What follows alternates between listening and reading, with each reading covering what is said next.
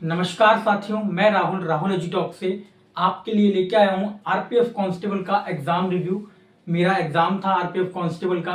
कितने अटेम्प्ट कैसे किए, किस तरीके से, कौन से टॉपिक से प्रश्न ज़्यादा बन रहे हैं, पूरी इन्फॉर्मेशन आपको बताने आया हूँ।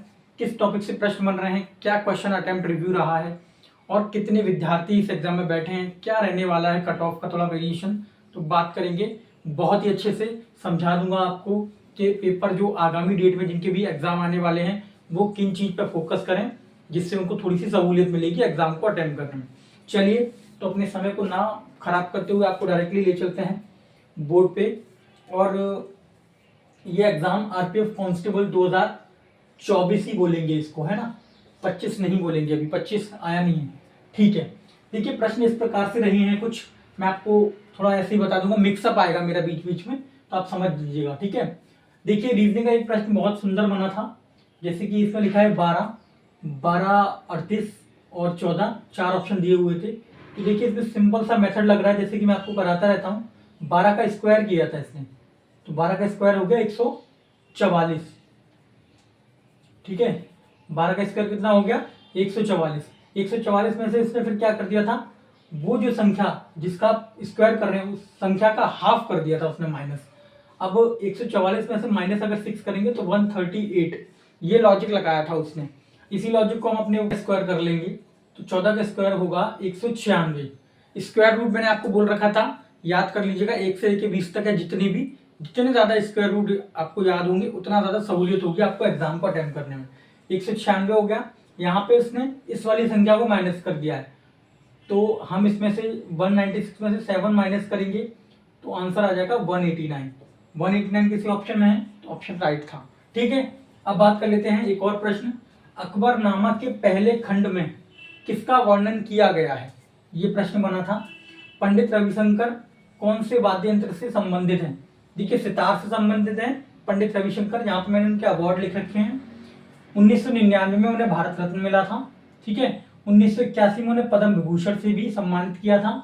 1967 में पद्म भूषण से भी उन्हें सम्मानित किया गया था। एक्स्ट्रा इन्फॉर्मेशन आपके लिए है ताकि आगे आगामी एग्जाम में पूछा जाए तो आप बता पाए। चलिए, बेकिंग सोडा का रासायनिक नाम क्या होता है, बताइए। आपको पता होगा, मैं यहाँ पे बता देता हूँ आपको, सोडियम बाइकार्बोनेट। ठीक है, आपका बेकिंग सोडा का नाम होता है सोडियम बाइकार्बोनेट। ठीक है, ये आंसर राइट हो जाएगा। संविधान का कौन सा अनुच्छेद न्यायपालिका को कार्यपालिका से अलग करता है, डीपीएसपी समझते हैं। डीपीएसपी तो आयरलैंड से जो लिए गए हैं, न्यायपालिका को कार्यपालिका से अलग करता है आर्टिकल नंबर 15। ठीक है, चलिए, मोहनवीरा का आविष्कार किसने किया। ठीक है, आपका बेकिंग सोडा का नाम होता है सोडियम बाइकार्बोनेट। ठीक है, ये आंसर राइट हो जाएगा। संविधान का कौन सा अनुच्छेद न्यायपालिका को कार्यपालिका से अलग करता है, डीपीएसपी समझते हैं। डीपीएसपी तो आयरलैंड से जो लिए गए हैं, न्यायपालिका को कार्यपालिका से अलग करता है आर्टिकल नंबर 15। ठीक है, चलिए 15 से किया गया है। ठीक है, अभी आ जाएगा मोहनवीरा का आविष्कार किसने किया है, तो ये आ जाएगा मोहनवीरा का आविष्कार पंडित विश्व मोहन भट्ट। पंडित विश्व मोहन भट्ट, इन्होंने आविष्कार किया है। भारत और ऑस्ट्रेलिया के आतंकवाद विरोधी बैठक कहाँ हुई है, तो ये 14वीं बैठक है, 9 अगस्त को हुई थी। 9 अगस्त नई दिल्ली में। 15वीं बैठक कैनबरा में होगी, 15वीं बैठक। ठीक है, यहाँ पे नेक्स्ट प्रश्न है, ये वो प्रश्न है जो आ चुके हैं, आप इन्हीं से रिलेटेड क्वेश्चन को दोबारा रिवाइज करके जा सकते हैं। प्रश्न रिपीटेड करता है रेलवे, ये 100% बात। अनुच्छेद 52 से 78 तक किसका उल्लेख किया गया है, देखिए अनुच्छेद 52 से 78 तक आर्टिकल नंबर, यहां पर राष्ट्रपति के शासन, राष्ट्रपति का शासन कितना होता है, ये सारी चीजें, ये सब बताया गया है। ठीक है, नंदा देवी राष्ट्रीय उद्यान किस राज्य में स्थित है, पहले ही बता दूं 1982 में बना था ये, 2005 में इसका नाम बदलकर, पहले इसका नाम था संजय गांधी राष्ट्रीय उद्यान। ठीक है, थोड़ा राइटिंग ऐसी आ रही है बिकॉज अभी मार्कर चल नहीं पा रहा है। ठीक है, 1982 2005 में इसका नाम बदलकर क्या रख दिया गया, नंदा देवी, और इसको नंदा देवी के नाम से फूल घाटी भी बोलते हैं। ठीक है ना, तो याद रखिएगा, नंदा देवी राष्ट्रीय उद्यान, फूल घाटी। काकोरी ट्रेन डकैती कब हुई थी, तो आपको बता दूं 9 अगस्त 1925 को हुआ था ये। नेक्स्ट क्वेश्चन, कौन सा भारतीय हॉकी खिलाड़ी है जो 2024 के लिए FIH player of the year का खिताब जीता, हरमनप्रीत सिंह। हरमनप्रीत सिंह। ठीक है, ये मैं क्वेश्चन इसलिए करा रहा हूं, इन्हीं से रिलेटेड कॉन्सेप्ट आपको आगे देखने को मिलेंगे पेपर में। नेक्स्ट प्रश्न कुछ लेके आते हैं, मैथ के भी लेके कराऊंगा अभी। हाँ जी, तो नेक्स्ट प्रश्न लेके आते हैं, माउंटबेटन को भारत का वायसराय किस अधिनियम या कब बनाया गया, एक ही बात है, किस अधिनियम या कब बनाया गया था, ये पूछा जा रहा है। तो क्वेश्चन में पूछा जा रहा है, देखो मैं आपको बता दूं, बहुत ही अच्छे क्वेश्चन आ रहे हैं, लेवल के क्वेश्चन आ रहे हैं, पूरे संविधान से ही पूछे जा रहे हैं और वायसराय से भी प्रश्न बन रहे हैं। ठीक है, तो ये है कि किसके तहत बनाया गया, तो 1947 मार्च 1947 में भारत के माउंटबेटन को भारत का वायसराय बनाया गया, और ये भारत के अंतिम वायसराय कहलाए गए। ठीक है, याद रखिएगा, प्रश्न बन सकता है दोबारा से। चलिए, डॉक्टर भीमराव अंबेडकर सन 1947 से 1951 तक किस विभाग के केंद्रीय मंत्री रहे। देखिए मैं आपको बता दूं, ये विभाग के केंद्रीय मंत्री रहे कानून मंत्री। इनको कानून मंत्री बना दिया गया था 1947 से लेके 1951 तक के लिए। नेक्स्ट प्रश्न, कौन भारतीय राष्ट्रीय कांग्रेस के एक उदारवादी नेता थे, दादा भाई नौरोजी। बिल्कुल सही है, बिल्कुल गलत बिल्कुल नहीं है। वर्ष 1907 में 2 भागों में विभाजित कर दिया। हाँ देखिए, INC को, इंडियन कांग्रेस को 2 भागों में विभाजित कर दिया गया था, एक था गरम दल, एक था नरम दल। एक सेकंड, एक था नरम दल। ठीक है ना। नेक्स्ट क्वेश्चन इज, सिरका में कौन सा अम्ल पाया जाता है, तो सिरका में आपको बता दूं, अम्ल पाया जाता है एसिटिक अम्ल। ठीक है, एसिटिक अम्ल का फॉर्मूला क्या होता है, CH3COOH। ठीक है, ये फॉर्मूला होता है एसिटिक अम्ल का। इसको एथेनॉइक अम्ल भी बोलते हैं।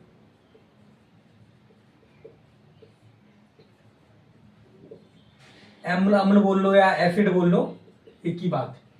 ठीक है, चलिए सकते हैं। भारतीय राष्ट्रीय कांग्रेस के प्रथम अध्यक्ष कौन थे, तो प्रथम अध्यक्ष आपको पता होगा व्योमेश चंद्र बनर्जी, और A.O. ह्यूम के द्वारा हुआ था। ठीक है, चलिए 28 दिसंबर 1985 को इंडियन कांग्रेस की स्थापना की गई थी। याद रखिएगा, इंपॉर्टेंट क्वेश्चन है। ठीक है, स्थापना की गई थी, 2 दलों में तोड़ दिया गया था, गरम दल और नरम दल। चलिए, इंडियन कांग्रेस की स्थापना के समय लॉर्ड डफरिन भारत के वाइसराय थे। ये क्वेश्चन मार्क नहीं, मैंने अपडेटेड दिया है। ठीक है ना, तो कोई भी पूछे कि इंडियन कांग्रेस की स्थापना के समय कौन वाइसराय था, तो आप बताएंगे इंडियन कांग्रेस की स्थापना के वक्त लॉर्ड डफरिन वाइसराय थे भारत के। ठीक है, चलिए नेक्स्ट प्रश्न क्या होता है, सारथी मोबाइल ऐप कब बना, सेबी ने बनाया 2022 में। ठीक है, प्रश्न का आंसर, ओमकारेश्वर बांध किस नदी पर स्थित है, बता दूं आपको, नर्मदा नदी पर है। ठीक है, ये मध्य प्रदेश में है, मध्य प्रदेश के खांडवा जिले में। राइटिंग थोड़ा समझ लीजिएगा, थोड़ा स्पीड में बना रहा हूं इसलिए। ठीक है, यहां पे नेक्स्ट प्रश्न है, भारत का संपूर्ण उत्तरी मैदान किस प्रकार की मिट्टी से, तो जलोढ़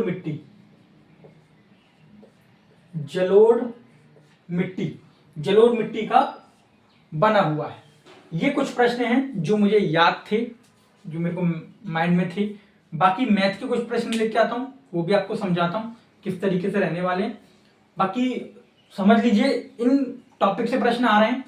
सबसे पहली बात मैं आपको समझा रहा हूँ, इंडियन कांग्रेस से प्रश्न बन रहे हैं, टॉपिक पकड़ लीजिए, एक बार दोबारा रिवाइज कर लीजिए जो भी एग्जाम देने जाने वाले हैं। सिरका, ये तो सब साइंस का हो गया, यहां से भी एक दो प्रश्न बन सकते हैं। सबसे बड़ी बात, कॉन्स्टिट्यूशन पढ़ लीजिए दोबारा से, ठीक है ना, अमेंडमेंट पढ़ लीजिए, अनुच्छेद पढ़ लीजिए, आर्टिकल्स पढ़ लीजिए, बहुत ज्यादा क्वेश्चन बन रहे हैं, आपके लिए सहूलियत होगी। बाकी करंट अफेयर से एक दो प्रश्न हैं, बांध वगैरह याद करिए, बांध नर्मदा नदी के कौन सा बांध किस पे है, टिहरी बांध, ये बांध सब याद कर लीजिए, अच्छे से रहेगा आपके लिए। बाकी इन्फॉर्मेशन जितनी याद कर पाया हूँ उतनी आपको बताई है। मैथ के क्वेश्चन को, रीजनिंग तो आप भी जानते हैं, सॉल्यूशन इतनी दिमाग में नहीं रहती है एग्जाम से निकलने के बाद। मैथ के क्वेश्चन भी कुछ एक दो बता दूंगा, बाकी आप पीपीटी बना के मैं डाल दूंगा। बाकी प्रॉपर तो आप भी जानते हैं एग्जाम के बाद इतना कहाँ ध्यान रहता है, जितने क्वेश्चन इतने भी मैंने याद कर लिए तो बहुत बड़ी बात है, ठीक है। तो इतने प्रश्न याद रहते नहीं है एग्जाम के बाद, बिकॉज CBT 1 का मतलब कंप्यूटर पे एग्जाम चलता है, फिर आपको घर आना होता है, तो वो चीजें फिर आप समझिए कितने प्रश्न याद कर लेंगे। और लिखने का तो कॉलम ही आजकल गड़बड़ है, दिक्कत हो जाती है, ठीक है। बाकी इन्फॉर्मेशन बहुत अच्छी है। जो भी आज 9 तारीख को पेपर दिन का था वो मुझे बताएं कैसा पेपर गया, अच्छा गया बुरा गया बताइए। धन्यवाद।